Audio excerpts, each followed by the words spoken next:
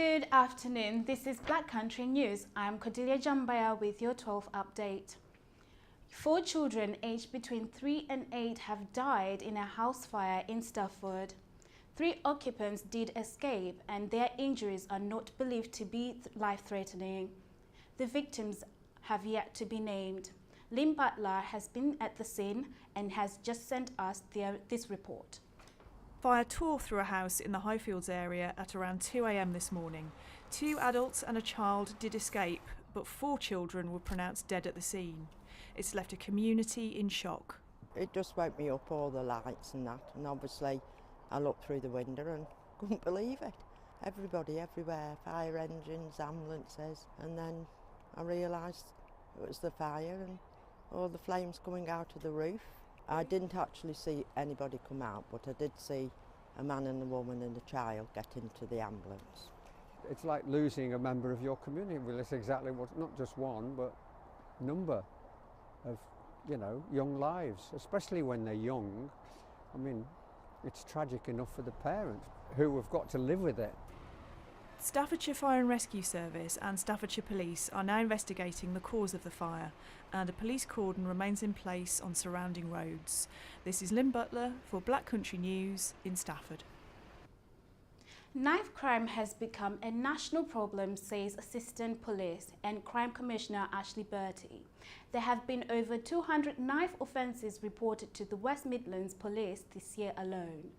Our reporter Anjali Khan went out earlier to speak to Mr. Bertie to ask him what the police are doing to keep the community safe and, more importantly, our youth. I'm here in Wolverhampton today speaking to the public to ask them if they believe knife crime is a problem. With knife crime, haven't experienced it. Nobody with people who I know, but read in newspapers quite a lot of and heard that it's going one after another. It makes me scary to go to parks in the night time. The problem in this country, and the government has to step forward and do something about it. I also spoke to Ashley Bertie asking him what the police are doing to reduce this nationwide crime. Well, there are a number of different programmes and projects the police are engaging in to tackle knife crime. One of the main ones relates to knife bins. Knife bins are bins in which all people, if they have a weapon, whether it be a knife, a gun or other types of weapons, can deposit them in their bins, and the whole point being we'd much rather have them in our bins and off the street as opposed to being used against somebody and causing a potential fatality. We also are going into schools talking to young people about the dangers of knife and gun crime. We know that disproportionately young people are both the victims and the perpetrators of violent crime, so we need to ensure that we talk to them in a forum in which they feel comfortable.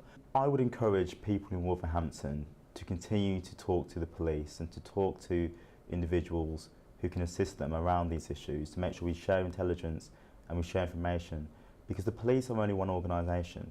The police were built to protect and serve, but the police can't protect and serve unless we have the consent of local people in our communities. So we need to ensure that we continue to talk and interact with each other to really make sure we know what the issues are, we know what the problems are, so that we can do something about it and tackle those issues head on. Anjali Khan, Black Country News. Cannock's first LGBT bar has recently opened its doors. Its owner is hoping the bar will change attitudes towards the LGBT community in a positive way. Robin Monroe reports on the impact it has so far. Candy Cane's Cabaret Lounge is Cannock's first LGBT bar. Opened in November last year, it's changed the face of Cannock's entertainment nightlife. The bar is currently rated #1 on TripAdvisor with 5-star reviews. I wanted something that Cannock had never seen before.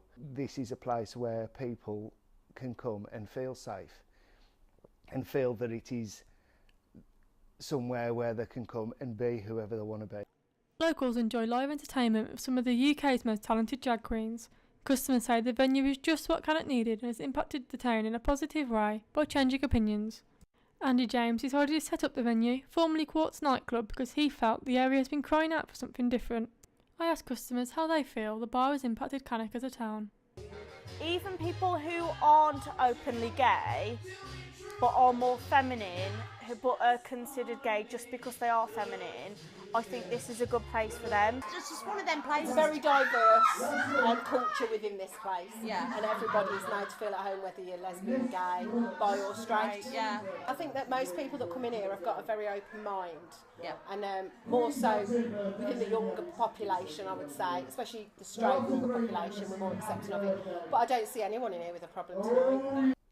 I don't understand in this day and age, why people still have stigma attached to gay people. I mean, it's ridiculous. Love is love. Yeah. You fall in love with whoever you want to fall in love with, and if it makes them happy, makes everybody, as long as you're happy, who cares what anybody else thinks? Really, who cares?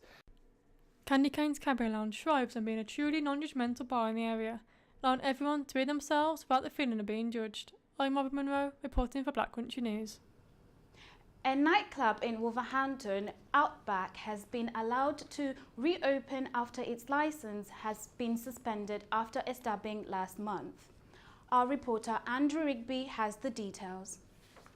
The nightclub had its licence temporarily suspended after a stabbing incident, but has now been allowed to reopen.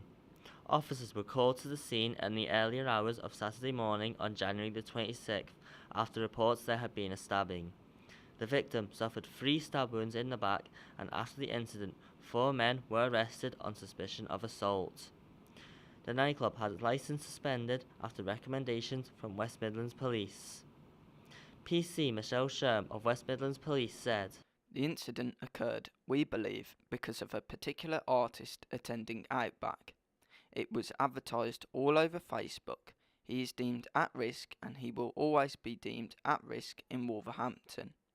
We believed that the venue could open again and be profitable and bring jobs."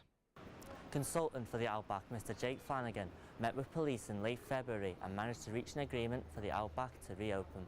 As part of that agreement, Outback have agreed to make numerous changes, including the owner, Mr Matley, would step down from all licensed activities and just remain as a leaseholder and business owner.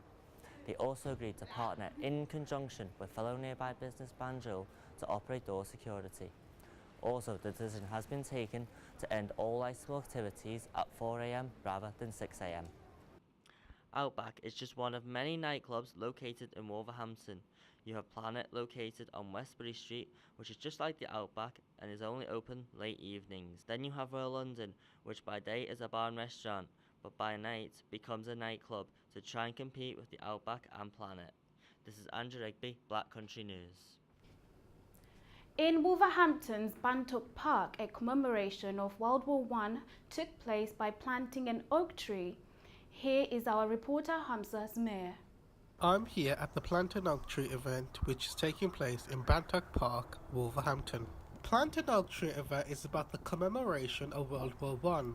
Bantock Park and the Bantock user groups have teamed up to help in planting the oak tree. I spoke to Councillor Claire Dark on why today's event signifies to her and why it has importance to the people who have attended. I came this morning to the tree planting in Bantock Park because I'm representing the Wolverhampton Civic and Historical Society and our project around tree planting and the research one of our local researchers has done around a mare hen and the World War I tree planting scheme after the First World War. And it's been a really successful project, but part of that project was to discover that actually there were green spaces created and trees planted around the city as well in commemoration for the fallen soldiers, which is quite nice that a lot of those green spaces and the trees themselves have survived, and so we wanted to commemorate that by planting a new tree today. I'm an Army Reservist of 210 Battery, Royal Artillery. I also have an interest in World War I, especially after recently finding out that I've got a great uncle from Jamaica, which is my dad's side, who served in the British West Indies Regiment, World War I, and I was able to pay my respects to him last year. So when I saw a pop-up about the event for today of planting an oak tree to commemorate World War I felt that being a local lass as well, that I had to turn up and pay my respects. The successful event was funded by the National Lottery Heritage Grant, and it was well received by all despite the weather. 6MZ027, Black Country News. And here's the weather. It will stay dry today with patchy clouds. There will be some warm sunny spells through the day, and wind will stay light. Maximum temperature 17 degrees Celsius. That's all the latest for now. Make sure to check back this evening. Until then, have a good afternoon.